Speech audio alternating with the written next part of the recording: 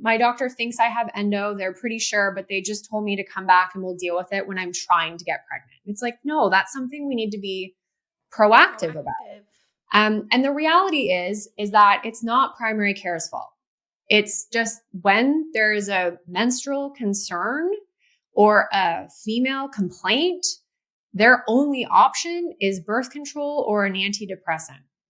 That's just how they're taught, right? Like, and that's why, as much as I am upset at it, it's also just, it's not their fault. Like, that's their playbook. They don't really have any other options. Enter the wide variety of other practitioners that you quite simply just need on your healthcare team for those types of complaints. It's just, that's how it has to be.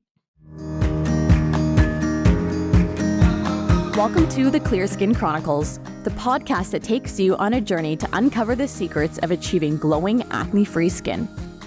We believe that knowledge is power, and by understanding the root causes of your acne, we can create a solid foundation for long-lasting clear skin. I'm Katie Stewart, registered holistic nutritionist and founder of the Clear Skin Solution, where we help women just like you get to the root cause of their acne. And I'm Chris Brown, registered holistic nutritionist and program director in the Clear Skin Solution. Through functional testing, we pinpoint where the body system imbalances lie so we can dive deep into your acne clearing journey. We work virtually with clients to clear up their skin from the inside out and have helped thousands of women worldwide regain their confidence.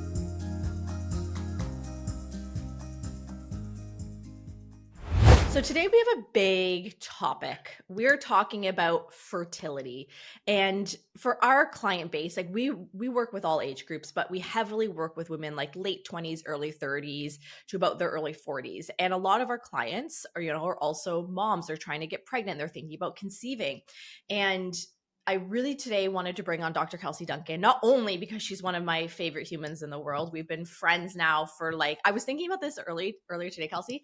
I think we've been friends now for almost 4 or 5 years. Probably, yeah. Nyla's going to be 5. And it would have been 5 years, almost 5 years. Yeah. Because it would have been right around then. Which is crazy because Kelsey and I met in a business mentorship back, 2019, 2020-ish. And we just instantly clicked and connected, and we've kind of come up together. And now her and I talk pretty much every single day, 7 days a week in Slack with our other biz besties, as we call them. And we kind of become a voice of reason. We're constantly, throwing ideas at each other. Like over the years, Kelsey being a fertility expert, naturopathic doctor, she gets infertility clients dealing with acne and vice versa. We get acne clients dealing with infertility. And there's been so many times over the years where we kind of powwow and say, hey, this is what's going on with my client. They're also dealing with this. What would you suggest? So it's been a really kind of, I think, perfect relationship for us because there is so much crossover between infertility and acne. And before we get into, the bulk of the chat today, I want to start with this stat and know what your opinion is on it. Mm-hmm. Ready for it? Okay. So according to WHO, around 17.5% of the adult population, so that's roughly 1 in 6 worldwide, experience infertility. Would you say that's correct? Yeah, we're definitely seeing an increase too. I'd be curious what year they looked into those numbers and curious when their next look is, because we can really see the decline when we look at the male side of things. It's easier to study, so they have easier stats to just look at a semen analysis. But I wouldn't be surprised if it's climbing, honestly, just with what we're seeing with the decline. And knowing that of that 1 in 6, 60% is female factor, 60%, which obviously equals more than 100, but they combine them, is both. So that male piece, it's very 50-50. So if male factor is increasing, we're likely seeing a total decline, just given that it's such a big brunt of the whole picture.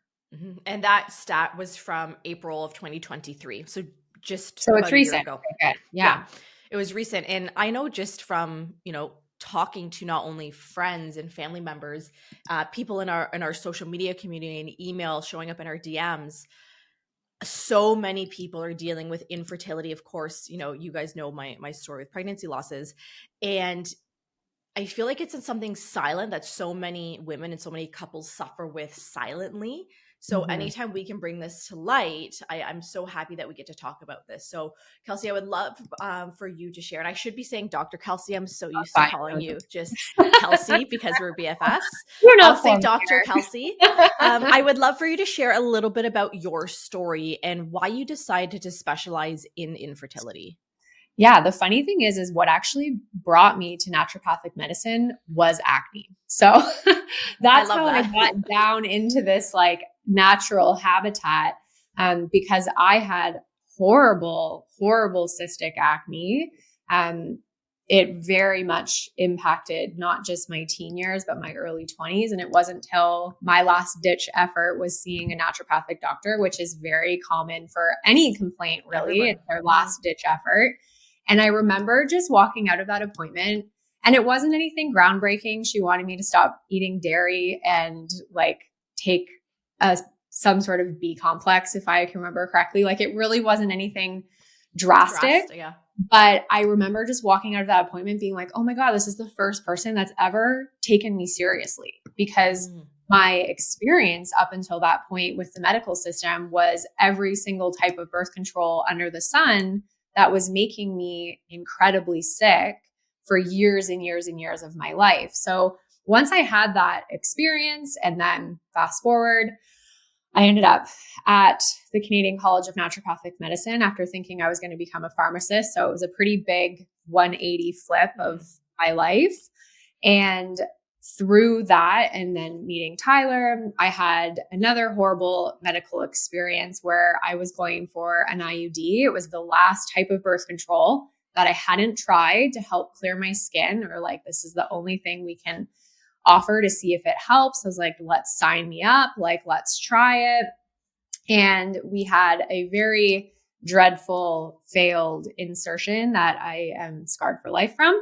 But in that appointment, she looked me in the eye and said, just so you know, you're probably going to struggle to get pregnant. And she wrote me a script for another pill and left the room. And I was sitting there, I was like 21. I'm like, I'm sorry, pardon? By the way, and then I gotta go. What? And that was the only conversation. Like there was no real explanation. I had just been physically and emotionally traumatized for the last hour and a half. Like it was awful. So I was already going down the natural medicine route. And that was kind of the turning point for me to say, like, there has to be more to how I can help support my body beyond just whatever this woman saw.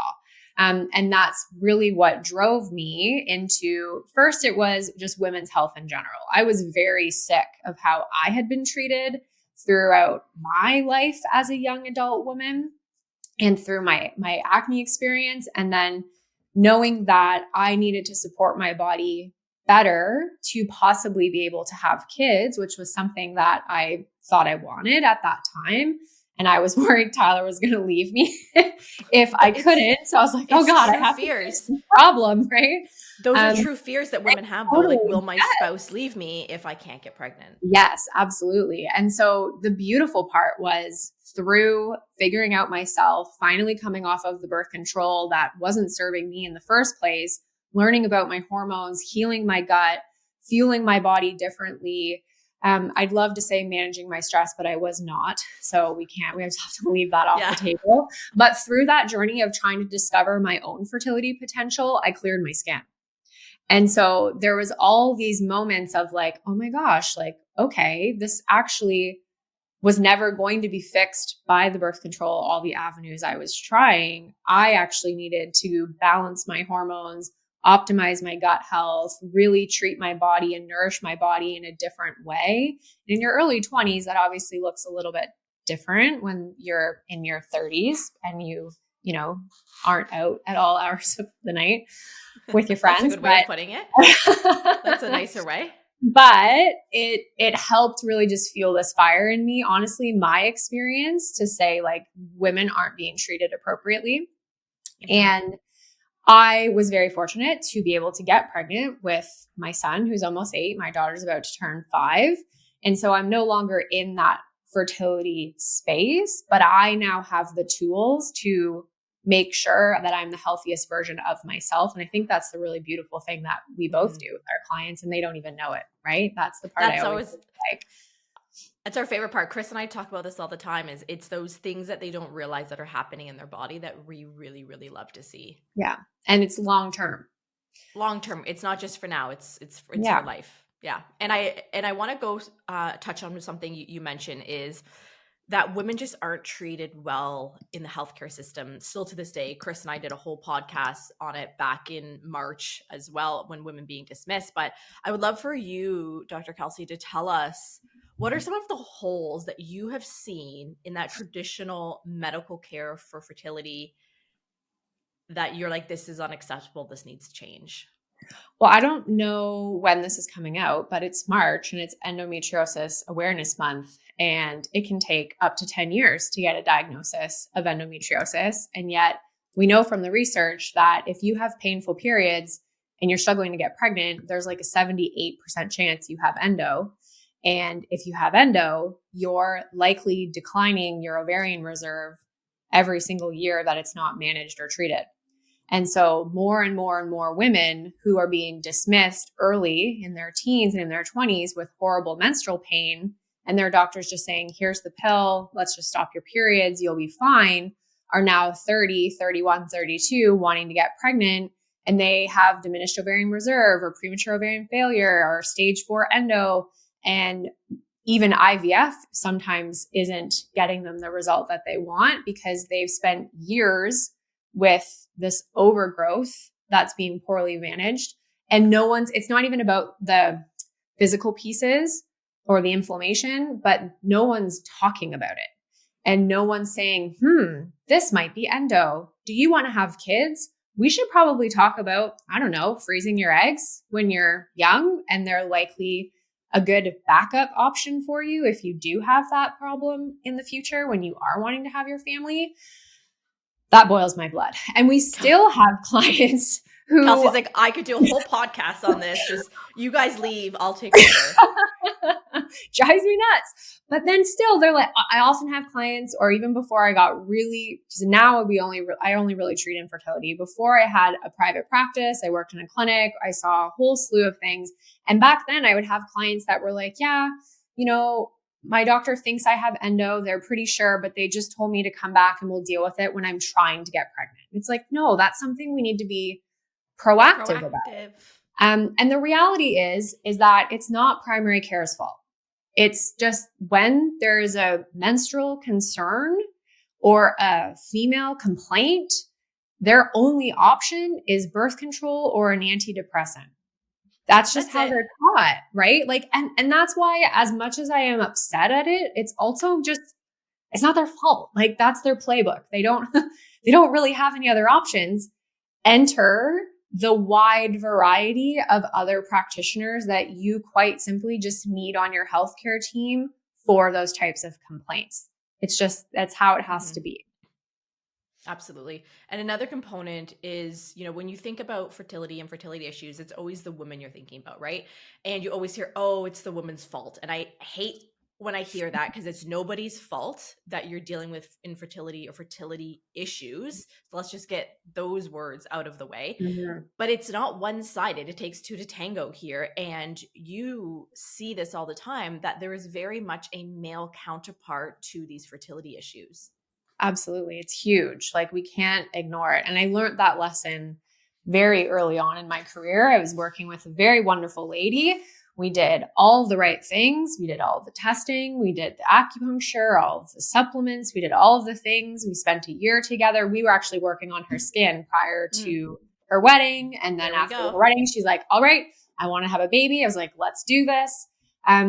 They went into the fertility clinic after a year, and her husband had almost no sperm. Like, IVF was their only option.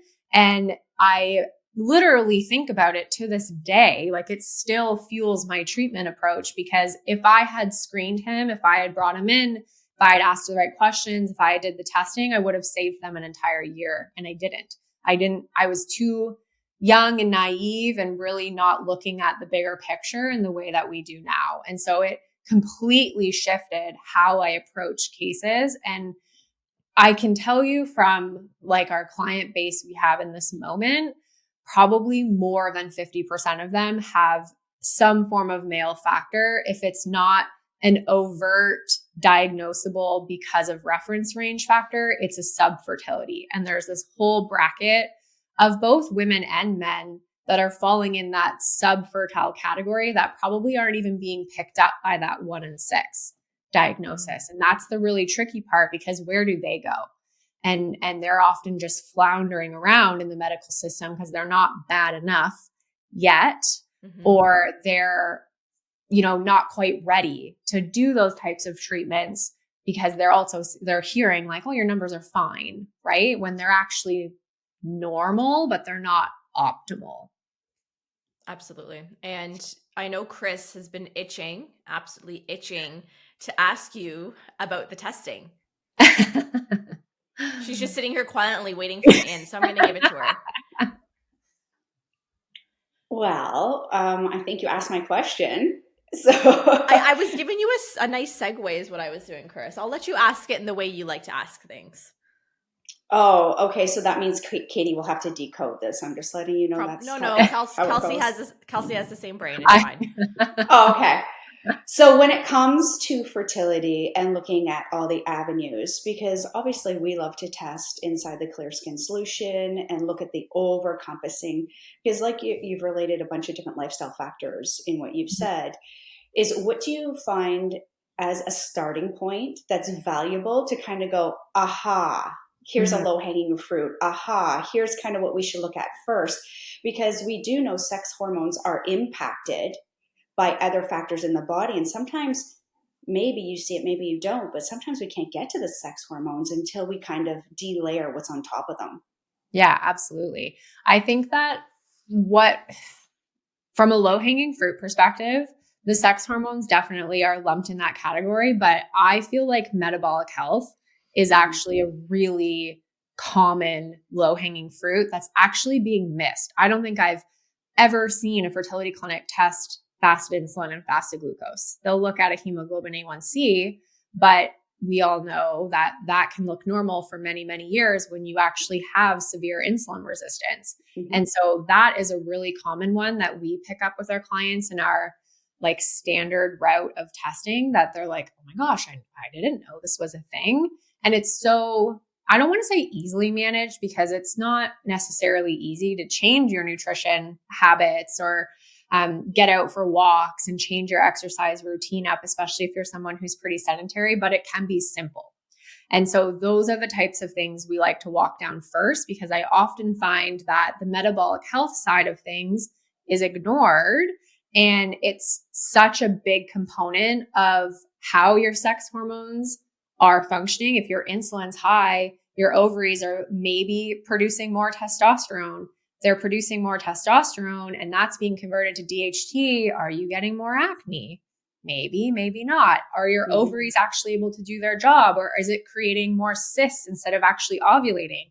If you're not ovulating, you can't get pregnant. If you're not ovulating, you're not making progesterone. Now we have that imbalance of estrogen and progesterone causing a problem that's also fertility based, but might be contributing to your skin too. So we want to look at that. That's a big root cause for us, that metabolic health factor. And it's just so overlooked unless you have irregular cycles. Clinics or doctors are often saying like, well, if you don't have PCOS, this isn't a problem, but you can be insulin resistant and not have PCOS. And you can have PCOS and not be insulin resistant. So we check that across the board as a way to help us better manage the sex hormones if it's there. Okay, I love all of that. Chris is just like, Katie doesn't need to be here. Like, Katie can go. Take a nap. I'll go warm my matcha up. Yeah, you do that. But the other thing is I also find with acne sufferers, right? They've gone down those rabbit hole in the searches. And what they've done is they've removed, say, all grains or all certain carbohydrates, regardless, I mean, I really don't see that they can delineate between the hemicellulose and the cellulose to understand where the benefits are. Yeah. So isolating that is also understanding that if we take out all of our glucose-like foods, then estrogen really doesn't stand a chance, because estrogen is also codependent on some glucose. Yeah. And if it's the conversion, right? So it's looking at it as a whole. And I love that you do that metabolic. And for the people that are listening, did you just want to quickly identify what metabolic is, just in a point form? Because everyone's going to now message Katie and I. I want to do a metabolic. I want to understand. I want to do that metabolic thing. I want to do that metabolic thing. Say? And I'm like, but we are. This is what metabolic means. So yeah. And you guys, just because I know how Katie operates, and I know we do things very similarly, I can promise you, you are in the Clear Skin Solution. You are working on your metabolic health. You just don't know it. That's the beautiful part, because it's wrapped up in this acne package. It's like sometimes my clients will come to me and they're like, I want to do more for egg quality. And then I have to show them, I'm like, I'm not putting like bold egg quality, I'm like, but everything we're doing is supporting that. So it's really basic for me. Honestly, when I'm talking like, let's do a metabolic deep dive, we're looking at fasted insulin, fasted glucose, and a hemoglobin A1C.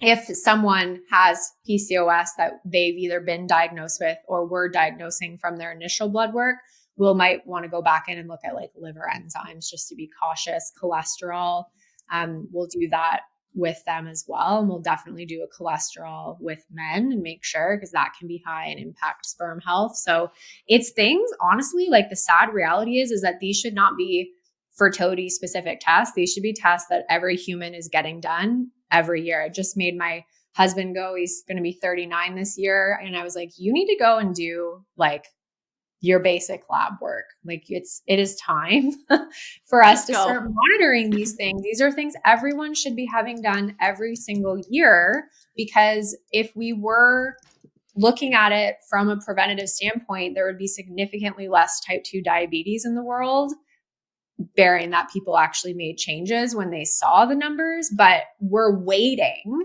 until we're diabetic to say like, this is a problem, when in reality, our insulin is actually our preliminary marker to tell us that that's in our future.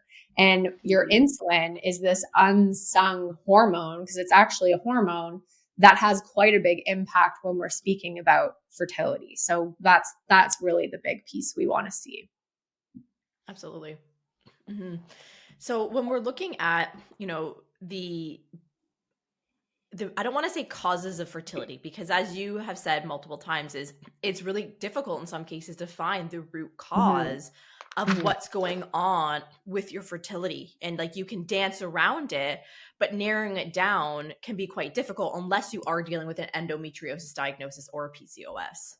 Right. Yeah. And there's often more than one thing happening. I think that's the challenging part. Like we always try to talk about it like this is complex, but when you have the right support, it can feel simple.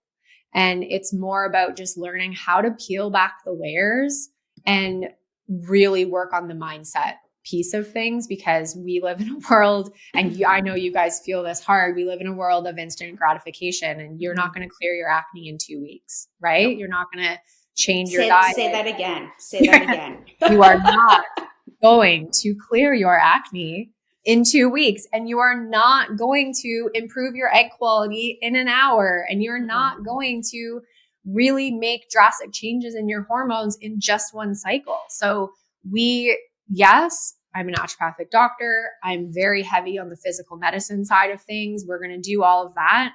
But there's this whole other realm of helping our clients develop patience and self-love and compassion and connection with themselves and connection with their partners that they might feel like they're losing through this journey. That's so incredibly important, because it isn't, yes, it's complex. It's also not a quick fix, but with the right support, it can feel simple, because you're using targeted research-based strategies instead of scrapbooking your way through all of the TikTok recommendations and Facebook group lists of what worked for me, but might actually not be right for you. Mm-hmm. Yeah. TikTok is not your naturopathic doctor. TikTok is not your nutritionist. I like that you said scrapbooking, because that's essentially what it is. You're like, oh, I'm going to take this reel and that post, and then I'm going to try it for myself. But that's the thing, is you can't, when you're dealing with bigger health issues, whether it's fertility, whether you have acne, whether it's IBS, like whatever your health issue is, you can't just be, you know, slapping a Band-Aid on it or thinking there's a one size fits all approach when it comes to this. Because with fertility, and what you guys teach your clients is first, you guys say it's mastering the foundations, and then you take that individualized approach. So walk us through the mastering the foundations, which are going to be very familiar for our listeners because we talk about them all the time. They are our foundations for acne as well. So please take it away. Yeah. So we really harp on this concept of mastering the foundations. And there's 4 key pillars that I just think are so important and often just completely forgotten about, because I'm sure your clients do the same thing, but our clients are often like, this isn't working. What pill can I take? What can I buy? Like add to cart immediately. And they're not looking at how am I treating and nourishing my body in an appropriate way. I find they'll say like, oh, I got to stop drinking, or, oh, I read I got to cut caffeine, and those, or we'll start getting into the bigger territories of like entire food groups and all of that, which is a topic for another time. But what we want to see and look at is how are you fueling your body? And probably about 70% of our clients that come into Fertility Confidence Method are under eating, because women are notorious under eaters, myself included. I always lump myself in that category because I'm not perfect either. Nope. And it does take a lot of conscious effort, especially to get enough protein. And so, and as women who are all in the same age bracket, we grew up in very heavy diet culture. We grew up thinking eating less is better for us, that fat is bad. And through all of that and just instilling those habits, we are now people that feel like they can live off 1,200 calories a day when we actually need closer to 2,000 or even higher. And if your body isn't getting enough fuel, it's stressed. And then we can go down that whole rabbit hole of stress and acne and infertility and the deep connection there. So how are you eating? And it goes beyond just like, are you eating clean? Are you eating vegetables? It's, for me, truthfully, I've loosened my purse strings a little bit on like this strict concept, because there is no perfect fertility diet. The best researched diet is the Mediterranean diet. So we sort of steer our clients in that direction with an 80-20 rule. Like I'm not perfect. I don't expect you to be perfect. We're trying to teach our clients you don't have to be perfect to get pregnant, but we have a big emphasis on, are you eating enough and are you getting enough protein? Because if you're stressed, these are 2 things that you're not thinking about to help manage your stress that are really important. And then the second one is, are you sleeping enough? There's a lot of research with fertility and lack of sleep and how that impacts, again, your stress hormones, but also your other sex hormones, especially in men. There's a really interesting study that showed men who slept less than 7 hours a night had like a 45% reduction in their testosterone and sperm. And by giving them more sleep, making them sleep more, forcing them, pulling them away from their phone and actually going to bed at a decent hour. And it's even not just my husband. No, I know. My husband's like, but I'm a night owl. Like, I need to check the stats of my games. Yeah. I need to look at the score. But sleeping more actually increased their numbers. So it wasn't just that they saw the correlation between bad sleep equals lower numbers here, but sleeping more actually improved things, which is huge. The third one is looking at, we call it stress and mindfulness. So I always kind of walk this line saying, we can't pick you up and put you on an island. We can't likely change your job. We can't change your environment. So we split things into 2 buckets of what can we change our perception to and what can we actually change. And a lot of those things in the stress bucket of what we actually can change is actually physical and environmental pieces. How are you eating? How are you sleeping? How are you moving your body? Like, these things are stressful on our systems if we're not doing it in an appropriate and female-centric way, because we're also not men. So we can't follow the male research of intermittent fasting and heavy duty exercise all the time and go. Our bodies just aren't built for that. And then the other piece of changing our perception too is where we pull in the mindfulness. We do a lot of EFT tapping and hypnosis and meditation. We have a lot of mindset support in our community. I recommend therapy to every single one of my clients. And honestly, probably most humans should dabble in a little third-party therapy at 100%. one point or other in their lives. And then the last one is movement. So we take a cycle syncing approach to movement. And I don't love using the term exercise because partially I think I have a bad connotation with that word growing up in the gym environment in my teens and early 20s and thinking what exercise meant. I had to work out at the gym for an hour or two every single day, sometimes twice a day in order running for it on to the count. treadmill, running on that And that elliptical. is not female-centric movement, with the exception of the woman who has very well-balanced hormones, a very healthy, good adrenal function, and is fueling her body appropriately. So yes, some women could probably handle that style of movement and excel at it. Athletes, for example, but they're in a different hemisphere when it comes to how are they treating their bodies compared to us, like common folk that aren't Us common the folk, Olympics.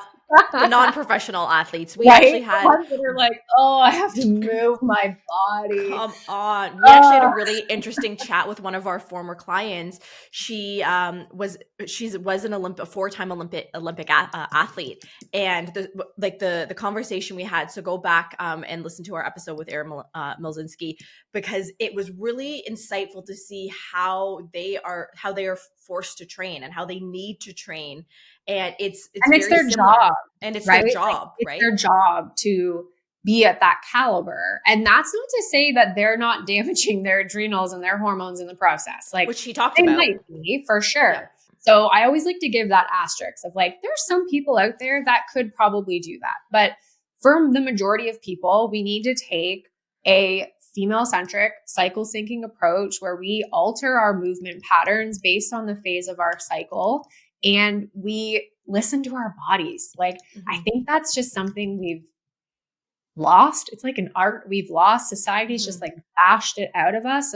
So we teach our clients, and it's a practice that I do with myself, of not having this extensive, holistic routine that I have to do to be healthy, and I have to do to clear my skin, and I have to do to get pregnant. It's more so about, okay, well, what do I need in this moment?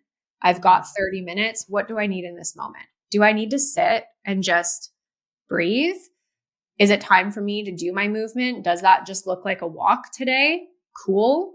Do I want to do some yoga, some Pilates? Do I want to lift weights? Does that feel appropriate for my body right now? Have I fueled my body appropriately? And just by checking in and almost letting our own intuition drive the ship a little bit, it takes some of that pressure of like shoulds and have tos that we just have enough of that, I think, in other areas of like, I have to do this, I have to do that. Well, like, what do you want to do? What do you want to do? Yeah. What do you Instead want of to do? being have like, to. Yeah. And I loved this entire little chunk of our conversation because Chris, does she not sound like us? Everything she said? Yeah, exactly. I'm like, did you write our content and Katie's just pretending she did? Is this what's happening here? If I only had time, no. I'm going to have to look for plagiarism now, I think. Because like what we teach in the Clear Skin Solution and what Dr. Kelsey teaches in the Fertility Confidence Method are essentially the same things. Of course, there's going to be nuances for egg quality, et cetera. And we're going to have for gut health and liver. Essentially, at its core, we're teaching the same things. You need to rest your body, get sleep, reduce your stress, and we say that. We don't say exercise. I said this in a client coaching call the other day. So it was about movement. I'm not going to use the word exercise. Yeah. It's movement. And fueling your body. Because Chris, how often do we see our clients being so undernourished, not eating enough protein? This is like the number one thing we see clients coming in with, is not eating enough and not eating enough protein. Yeah, I see caloric deprivation. So the input doesn't match the output, and they have afternoon lulls, and they have mood swings, and their energy's in the tank. And lo and behold, they don't have unicorn poops, right? Because the stress in the inflammation has just compounded all of that. So when we're rocking everything out, I always tell them mood, energy, sleep, and bowels. These are tangibles you can look at for the next 4 weeks, as I give you the inner geek workings in a non-geek way so that you can be actionable. You can start that progress, right? You can start and that motion, I always call it motion and movement too. How many people over exercise because they feel it's bigger and better and it's good and it gets my blood circulating? Yeah, it also, increases your adrenaline, throws off other things. Again, unless you are stabilized in your adrenal health, we can't take that off the table. And when I tell people, how do you feel about altering your routine? How dare you, Chris? How dare you? Most I will say, I think because they're like, you know what, I've been in your world, I'm in Katie's world, I'm listening to the podcast, I understand it now. They just need to hear it in a different concept. Yeah. They're like, oh, wow. I said, hey, can we add stretch? Like stretching and flexibility is fantastic to get the glucose into the cells, to get the minerals into the cells, to flourish things. Because when we have inflammation, everything just fuses together. Right. So we can't even do what we need to do. And there's lots of concepts. Research. Yeah. And there's such beautiful research with just walking, like just walking, right? reducing your insulin by like 30%. So just walking. If you're like, oh, exercise, like that feels like a really big thing to change for you. Let's just walk. Let's just walk 3 times a week for 20, 30 minutes. That's it. And then build up from there once you get into the habit. The biggest thing with changing habits is we set unrealistic goals for ourselves. We wake up one morning and we're like, okay, I am now keto. I exercise 2 hours a day. It's like 75 hard, right? I'm going to read 6 books this week and drink a gallon of water. And I'm coming from someone who works a desk job that does none of those things. That's a very big difference from how you're living your life currently. We need to take a little step back there and actually set realistic expectations. And so we teach our clients, and I talk about this in my boot camp and all my webinars. It's like, I'm spewing a lot of information at you. You might think you need to make all these changes right now. I'm telling you, you don't. You need to make one habit change at a time. You need to make that your new lifestyle. And then you're going to go back to your list and pick the next thing, because it's the only way you're going to be successful long-term. And that's where the support of working with professionals really comes into play to help you navigate, well, what's first? What has the best bang for our buck, right? Like, give me the accountability when I feel like this is too hard. That's where the nuanced pieces of like, maybe I know this information already, but I haven't been successful with actually applying it. And that's where support comes in.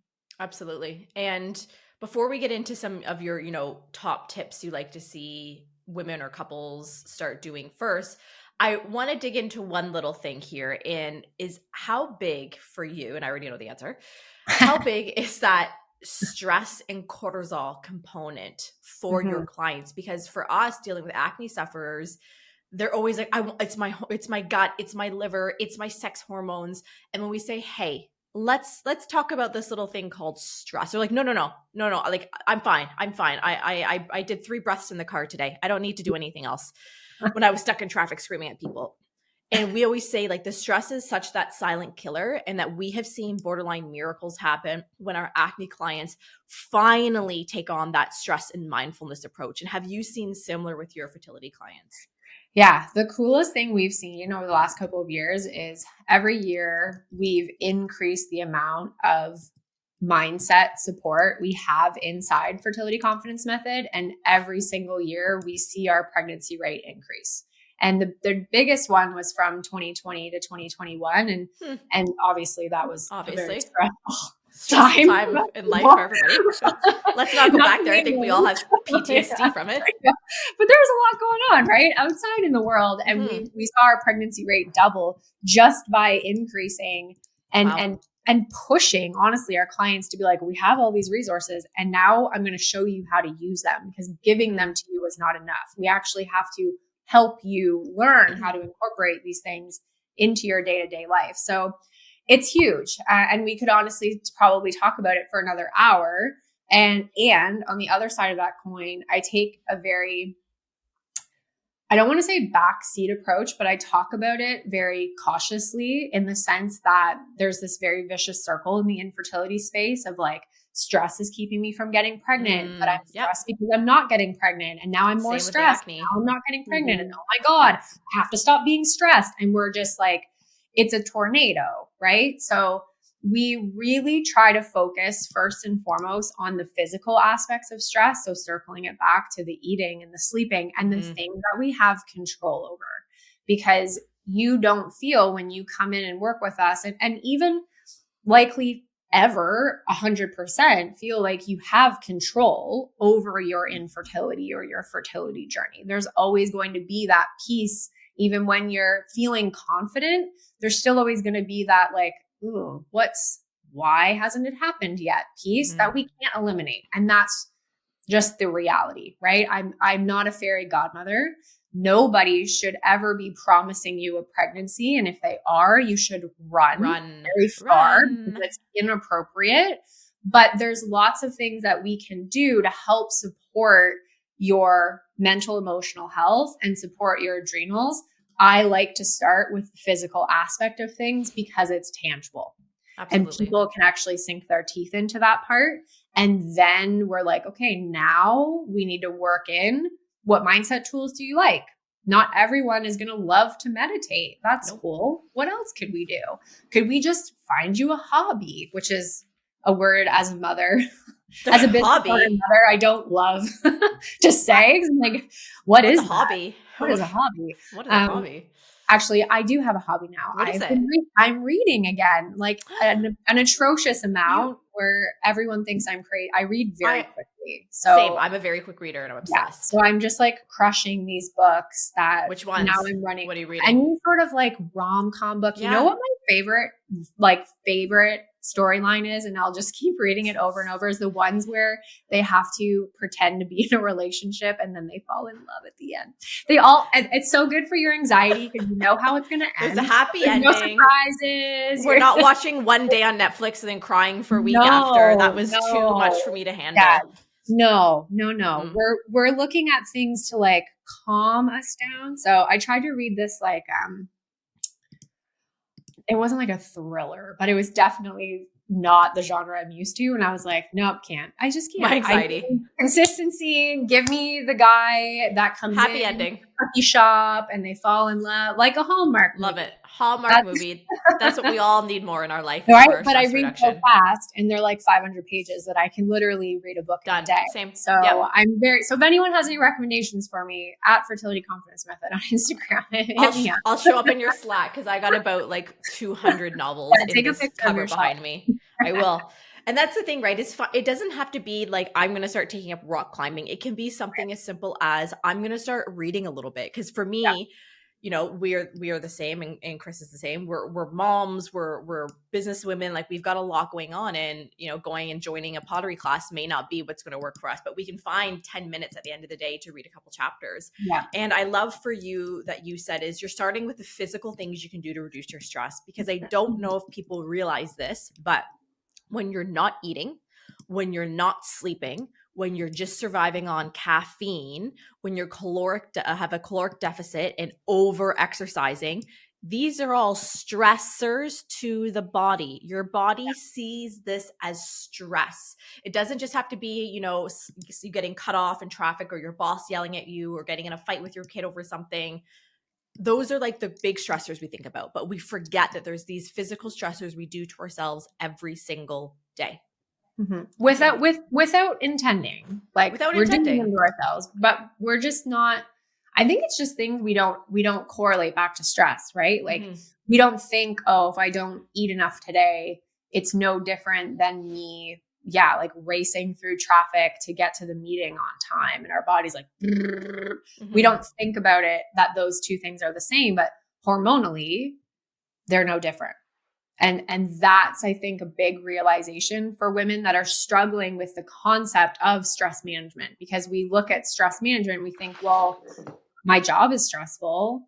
You know, I have maybe some stressful relationships that I could maybe change a little bit, but for the most part, like I can't really change how I've set my life up. So like, what am I supposed to do? And it's more so like, okay, well, we'll talk about that later.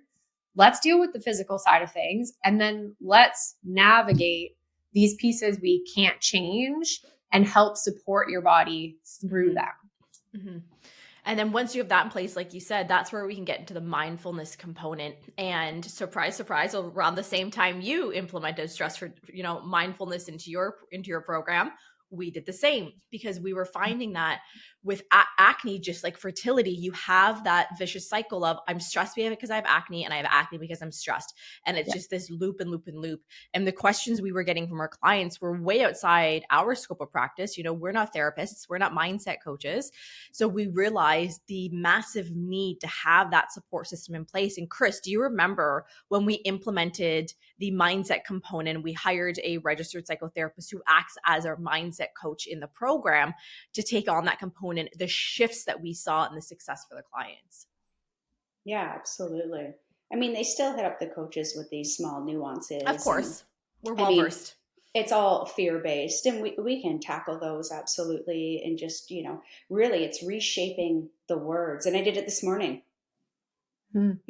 She was going on about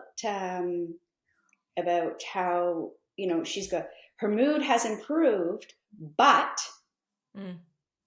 I find myself getting frustrated. And I sent her a voice note because she's like, I don't know if I took out the word but, what does that mean? So I tried to up level that and said, okay, can we replace that with and? What does it do to the context? But is such an ambivalent word that I said, really what we've done is you've announced your beautiful win, this gorgeous win, this mood shift. And the next thing you want to do is, but it's not good enough. Because that's really what but means. Yeah. So absolutely. yeah, I love that, we have that multi-complex with somebody that is absolutely certified to dig a little bit deeper. And then the clients have, I'm big on words, right? Chris is very big on words. Dr. Kelsey, I'm going to say I did catch you in a word. I wrote it down. It's but okay. whatever. She does it to me every day. There's like a list of words I get. I'm like, Katie, check that word, please. Check that rephrase that. Cut it out. Take it out. But that's the thing with the mindfulness component is we always say, you can lead the horse to water, but you can't force them to drink. Sometimes it's like you kind of got to push their head into the water a little bit to say, drink the stress reducing water, please, because you could lead them there. But they're like, no, I'm not thirsty. I'm fine. I don't need the water. We're like, no, wait, you need where the water. do we get that? Is there a well? Package it up. Package it up. Give it up. I'm getting my stainless steel straws ready. Let's go. Stainless steel straws ready. So Chris, and I know another thing that you wanted to talk about with Dr. Kelsey was that relationship between like the cortisol, the DHEA, and the testosterone that you're seeing, with the fertility and acne link as well. Well, a lot of our clients, right, it's a fear around coming off birth control. It's it's the exact same thing for fertility. You have to come off birth control, but then all of a sudden they don't know where their hormones are. Right? I just had a discussion and, people are like, I'm scared of coming off of this because it's going to heighten my testosterone and I don't want an androgen rebound. And I'm like, whoa. Where's your data? Where's your hormone panel? Where's your stress management? Where's your DHEA? Like all of these cofactors. Right. So just looking at the stress, because we talked about the insulin, the metabolic, and we know the other hormone when we look at insulin is cortisol. Right. So just a reminder to everybody that one hormone never works alone. There's always another hormone to either reduce, like shut it off, or enhance it to produce more. So for cortisol, that's insulin. So look at that metabolic connection right there. Chill out. And then we don't have to worry about our insulin. However, the other end of that teeter-totter of cortisol is DHEA. Yeah. And I really don't ever hear clients talk about DHEA.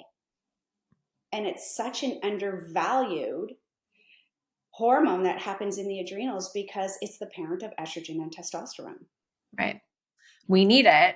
We don't want too much of it, but we also don't want too little, right? We have this like perfect zone that we need DHEA to be in. And the hard part for someone like me is there isn't a lot of research around where is that perfect zone that people researchers don't look at it. So as a very evidence-based practitioner, there are certain hormones that's like, we know the reference range, which is, I'm off screen, but this large, right? Oh, it's massive. It's ridiculously massive. Doesn't actually lead us to know like what is optimal for you. Mm-hmm. So I think for my clients, it's similar. DHEA is usually something we're bringing up and they're like, what is that? But it is important we look at it from a stress perspective. If it's high, okay, we know, like, even without looking at your cortisol, there's stuff going on here more than we think. And there's likely inflammation that's trickling down from that. Now we're talking about reactive oxygen species and oxidative stress. Now we're talking that link between egg quality and all those bad things that everyone now understands. So we kind of come at it from that perspective. Whereas when it's too low, then we're seeing low other sex hormones, usually always testosterone and sometimes estrogen, depending on how things are kind of flowing through the cycle. So we find low estrogen quite a bit with our women who are dealing with irregular cycles and long follicular phases, likely not always in the PCOS population, but even outside of that.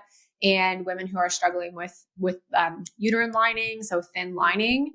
And it's interesting to go back and see, like, okay, we've found this. Where is your DHEA? Like, is it more of an upstream issue, or is it an estrogen production piece? And then how do we use that? There's a little bit of research in DHEA for egg quality, and some clinics still really peddle it out. As a naturopathic doctor in Ontario, I don't have prescribing rates right now for DHEA, so it's not something that I personally use in private practice with my patients. But there are some clinics here in Ontario that like swear by it. And the hardest thing for me is they're giving DHEA, which is the hormone that we're talking about. They're giving it to them in pill form without checking and testing. And more isn't necessarily going to improve your egg quality if your DHEA levels were already fine or optimal in your blood work. And more might actually negatively impact your estrogen and your testosterone in ways that are then going to negatively influence fertility instead of positively. So for me, it's like, okay, your doctor wants to use DHEA. All right, let's check.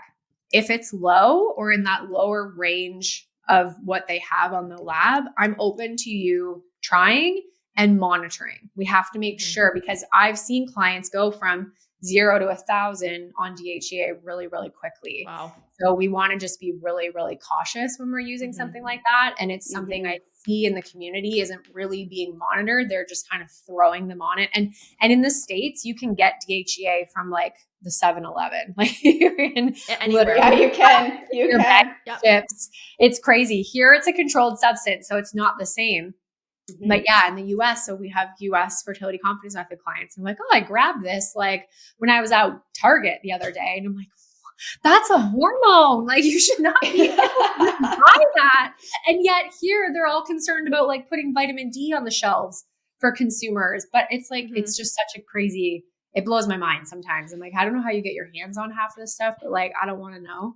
And you need to make sure you're like, don't just take that stuff blindly. You need to make sure you're monitoring your levels appropriately. I know that's not what you asked, but I feel like that's important to say. Yeah, we are not fans of blind supplementation for acne, and we are definitely not fans of it for fertility either. Please make sure what you're taking.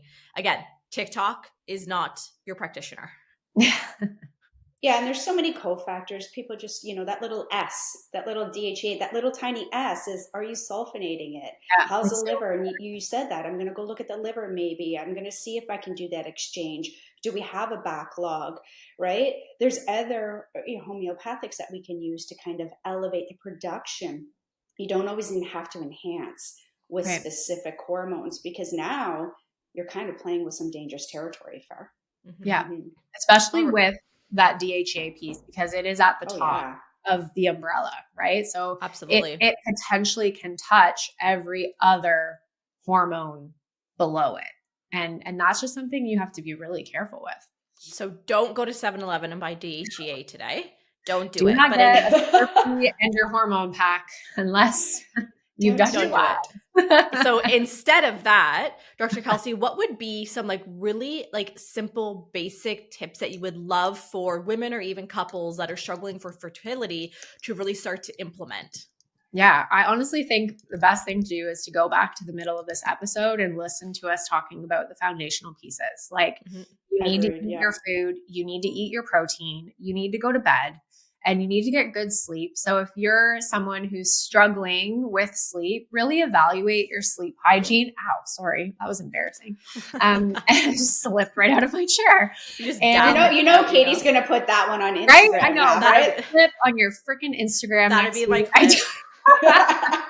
you know what? It's fine. It might make people think I'm more likable, so it's cool. You are very likable. This is not human. You are very likable. I love when people come in and we often so I do my boot camp in February, and after boot camp, we'll do like bonus one-on-ones with me inside FCM.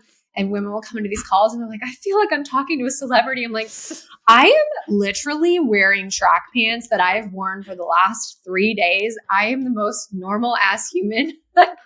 I bless you for listening to my podcast and feeling like I'm special because it just really fuels my cup. So, but no, I'm going to slip off my chair in front of however many thousands of people are going to see this, but that's fine. But that's funny, because we get the same. They're like, "Oh my gosh, I feel like I'm talking to a celebrity." I'm like, I am such a hot mess. Like, listen, no, I'm normal.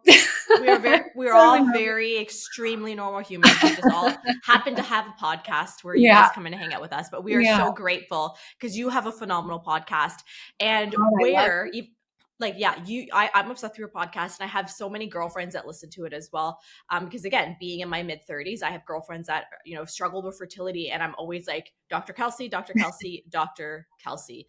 So if someone would like to join, your world, where do you hang out and how can they chat with you? Yeah, come find me on Instagram. That's probably my most used space at Fertility Confidence Method. And then like we were just talking about, I'm the host of the Fertility Confidence podcast.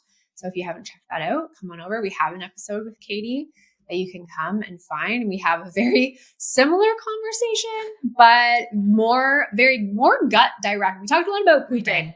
We talked a lot about pooping. So if you need help with that, this is like, hi. Where was I? You want to talk about unicorn poop? I'm gonna go. Come on. It was like 45 minutes of poop talk, really. So I love it. Yeah, go and listen to it. Mm-hmm. But it also covered a lot of different aspects of the connection between acne and fertility. So the fun part about mine and Katie's relationship is that we do the same thing. Like there's nuances, but there are also so many similarities that like when things are challenging, I know we can bounce ideas off of each other. And I know that if there are clients in your world that are trying to get pregnant, they're already likely doing a lot of the things that they need to do, and vice versa for me as well. And so I love being able to kind of like just check in and make sure Katie's like every time I get ads for skincare, I'm like, Katie, is this good? All the time. She's like, what about this? On my face? Or like, what should I be this here? What are you using? Quick, I'm at Sephora. I have 5 minutes. Get back to me. I need to know. So yeah, it's good. I think those are the 2 places you can come and find me. I'll throw Katie the link to listen to our 5 strategies to build fertility confidence webinar that's on demand that we'll put in the show notes for you. But it's just downloads.kelseyduncan.com/on-demand. And it covers a lot of these things that we talked about, along with the importance of cycle tracking. We talk in there about EDCs and we didn't even get into that in terms of like that's a whole other episode. Endocrine disruptors. Yeah, it'll be a good complement to when you're done this to go and kind of see if you're in that fertility realm and just kind of be able to check those boxes. And of course, if you're needing more support, you can come and find me there and we can have a conversation. And I highly recommend her. I've sent so many of my friends and family members and clients to her over the years. So if you are in the fertility world, somebody in fertility world, please send them this episode, send them the show notes. So that way they can get some actionable items and they're not left feeling hopeless in this fertility journey that they're on. So Dr. Kelsey, thank you so much for hanging out with Chris and I today. Thank you. And everybody else, we will see you next Wednesday for another episode of the Clear Skin Chronicles. Bye guys. Bye. Thanks for hanging out with us this week on the Clear Skin Chronicles. We'll see you next Wednesday with a brand new episode. Remember to subscribe to the show and drop us a review. Sending glowing vibes your way, Katie and Chris.